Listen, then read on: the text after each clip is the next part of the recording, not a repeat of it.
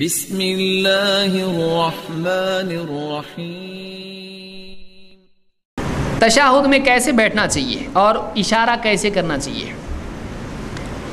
عبداللہ ابن زبیر کہتے ہیں ان رسول اللہ صلی اللہ علیہ وسلم کان اذا قعد فی التشہد وضع کفہ الیسری علی فخذہ الیسری۔ اللہ کے رسول صلی اللہ علیہ وسلم جب تشہد میں، التحیات جس کو ہم بولتے ہیں، اس کو تشہد کہا جاتا ہے، تشہد میں جب بیٹھتے تو اپنا بایاں کف ہتھیلی بائیں ران پر رکھتے ہیں اور اپنا یعنی وضع کف الیسری علی فخذ الیسری واشار بالسبابہ، اور کیا کرتے؟ سیدھے ہاتھ سے سبابہ سے اشارہ کرتے ہیں۔ لا یجاوز بصرہ اشارتہ، آپ کی نگاہ اشارے سے آگے نہیں بڑھتی تھی، آپ کی نگاہ اشارے سے آگے نہیں بڑھتی تھی۔ معلوم ہوا التحیات میں نگاہ کہاں رکھنا چاہیے؟ اشارے پر، اشارے پر۔ اس کو امام النسائی نے روایت کیا ہے۔ اسی طرح سے عبداللہ ابن عمر رضی اللہ عنہ کی روایت ہے کہ کان ان رسول اللہ صلی اللہ علیہ وسلم کان اذا قعد فی التشہد، اللہ کے رسول صلی اللہ علیہ وسلم جب تشہد میں بیٹھتے، وضع یدہ الیسری علی رکبتہ الیسری، آپ اپنا سیدھا ہاتھ اپنے سیدھے گھٹنے پر رکھتے، اور ووضع یدہ الیمنی علی رکبتہ الیمنی، آپ اپنا بایاں ہاتھ بائیں پر رکھتے اور سیدھا ہاتھ یمنا، سیدھا ہاتھ اپنے سیدھے گھٹنے پر رکھتے۔ یسرا بائیں کو کہتے ہیں اور یمنا دائیں کو کہتے ہیں۔ دایاں سیدھے کو کہتے ہیں اور بایاں الٹے کو بولتے ہیں۔ بعض لوگ دایاں بایاں اس میں بھی سمجھ نہیں آتا کہ دایاں بایاں دونوں ایک جیسا دکھائی دیتا ہے، تو دایاں کون ہے اور بایاں کون سا ہے؟ تو دایاں وہ ہے جو سیدھا ہوتا ہے، اور بایاں جو برے کام ہیں، پیشاب پاخانہ صفائی وغیرہ برا کرتے ہیں ہم، وہ کون سا ہے؟ بایاں، با سے شروع ہوتا ہے، وہ یاد رکھیے اس کو، ب سے یہ شروع ہوتا ہے۔ تو جو بھی برائی گندگی صفائی کے لیے یہ استعمال ہوتا ہے بایاں، اور دایاں دین کا کام ہے، کھانا سب دین کے کام دائیں سے کرتے ہیں۔ تو د ب یاد رکھو اب اس کو، اب کنفیوژن نہیں ہونا چاہیے۔ تو کہتے ہیں کہ اپنا دایاں ہاتھ دائیں یعنی گھٹنے پر اور بایاں بائیں گھٹنے پر رکھتے تھے۔ وعقد 53 اور 53 کا عقد بناتے تھے، 53 کا عدد بناتے تھے۔ واشار بالسبابہ، 53 کا عدد علماء نے کہا کیسے ہوتا ہے؟ ایسا ہاتھ انگلیاں بند کرنا، اور یہ جو ہے اس طرح سے یہاں انگلی رکھنا، انگوٹھا یہ اشارے کی انگلی، الزام لگانے کی جو انگلی ہوتی ہے اس نے مارا، یہ انگلی ہے سبابہ۔ سبابہ اس کو بولتے اسی لیے ہیں، الزام لگانے والی انگلی۔ سب کہتے ہیں اشارہ، گالی دینا، برا کہنا، الزام لگانا، تو الزام لگانے کی انگلی ہے، یہ تو اس نے کیا۔ تو اس طرح سے سبابہ میں نیچے اس طرح سے انگلی رکھنا، سبابہ کی جڑ میں انگلی رکھنے کو کہتے ہیں۔ 53 کا عقد بنایا اس نے اس طرح سے، یہ مسلم کی روایت ہے۔ اس میں اور بھی صورتیں آئی۔ اس سے ایک بات یہ بھی معلوم ہوئی کہ گھٹنے پر ہاتھ رکھنا غلط نہیں ہے۔ بعض لوگ بولتے ہیں گھٹنے پہ اگر ہاتھ رکھا تو یاد پہ قیامت کے دو انگلی کاٹ دیں گے اس کی۔ کیوں کاٹیں گے بھائی؟ یعنی گھٹنے پر ہاتھ رکھنا خود حدیث میں آیا ہے، ایسا کسی صحیح حدیث میں نہیں ہے کہ ایسا ہاتھ کوئی رکھتا ہے اگر گھٹنے پہ تو اس کی انگلیاں کٹ۔ تو لوگ بولتے ہیں کہ بھائی پیچھے کٹر ہے، یہاں پہ ایک دم کٹ ہونے والا ہے ایک دم۔ اور ایک صورت اس بارے میں آئی ہے، عبداللہ ابن زبیر کی روایت ہے، کہتے ہیں کان رسول اللہ صلی اللہ علیہ وسلم اذا قعد يدعو وضع يده اليمنى على فخذه اليمنى، جب اللہ کے نبی صلی اللہ علیہ وسلم بیٹھتے دعا میں یعنی التحیات میں، التحیات پورا کا پورا دعا ہے، تو کیا کرتے تھے؟ اپنا دایاں ہاتھ اپنی دائیں ران پر رکھتے تھے، یہ بھی چلے گا دائیں ران پر۔ وَيَدَهُ الْيُسْرَى عَلَى فَخِذِهِ الْيُسْرَى، اور بایاں ہاتھ بائیں ران پر رکھتے تھے۔ وَأَشَارَ بِإِصْبِعِهِ السَّبَّابَةَ، اور اشارہ کرتے تھے اپنی اس سبابہ سے۔ یہ ہم کو کلمے کی انگلی بولتے ہیں اس کو، لوگ شہادت کی انگلی بولتے ہیں اس کو۔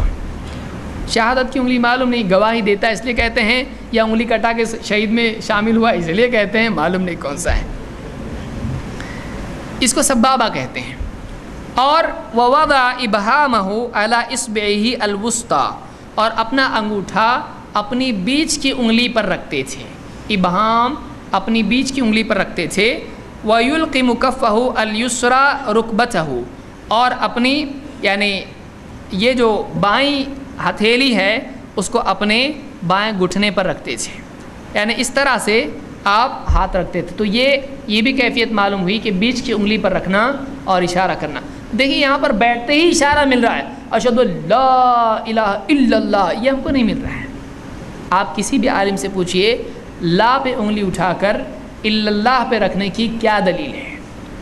تو اس کی میرے علم میں اب تک کے پوچھنے کے باوجود کوئی دلیل ملی نہیں، اور جنہوں نے بھی پوچھا ان کو بھی ملی نہیں، ان کو بھی سوال دے کے بھیجے اس کے دلیل لے کے آؤ، ہم دلیل بعد میں دیں گے، پہلے اس کی لاؤ، یعنی آپ کے پاس نہیں ہے، ہم کو کام پہ لگا رہے آپ۔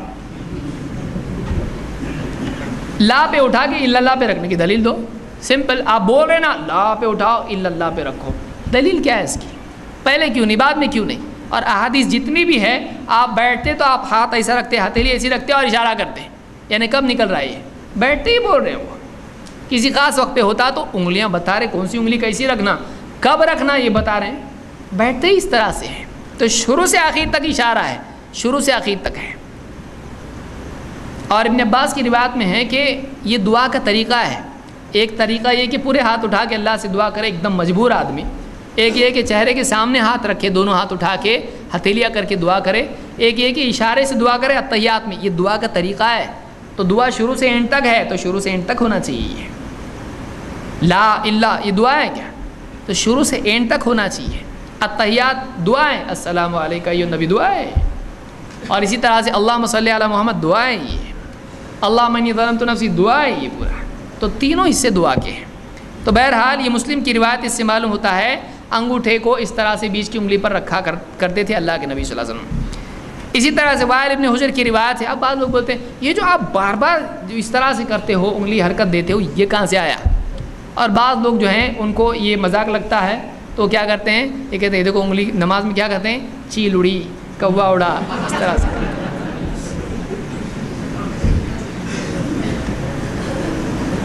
یہ جانتے نہیں ہیں، واقعی سنت ہے، یہ سنت ہے کہ اس طرح سے ایک آدمی انگلی مسلسل حرکت دے۔ کل کو کوئی آدمی کھڑا ہو کے کہے گا تم بھی اس طرح سے ہاتھ جب نماز میں اٹھاتے ہو عید کے دن، تم بھی کس کو بھگاتے ہو، کیا کرتے ہو، کیا نہیں بول سکتا ہے؟ تو آپ بتائیے عید کے دن پھر یہ کرنے کی حکمت کیا ہے؟ بولی سنت ہے، تو یہ بھی سنت ہے، آپ کو نہیں سمجھ میں آ رہا مت بولو آپ۔ اس طرح سے آدمی حرکت دے رہا ہے، اشارہ کر رہا ہے، تو یہ دعا ہے، دعا کا طریقہ ہے، یہ اللہ کے نبی صلی اللہ علیہ وسلم سے ثابت ہے۔ وائل ابن حجر کہتے ہیں قلت لانظرن الی صلاۃ رسول اللہ صلی اللہ علیہ وسلم کیف یصلی، میں نے کہا کہ میں آج ضرور دیکھوں گا اللہ کے نبی صلی اللہ علیہ وسلم کیسے نماز پڑھتے ہیں۔ فنظرت الیہ، تو میں نے آپ کو غور سے دیکھا۔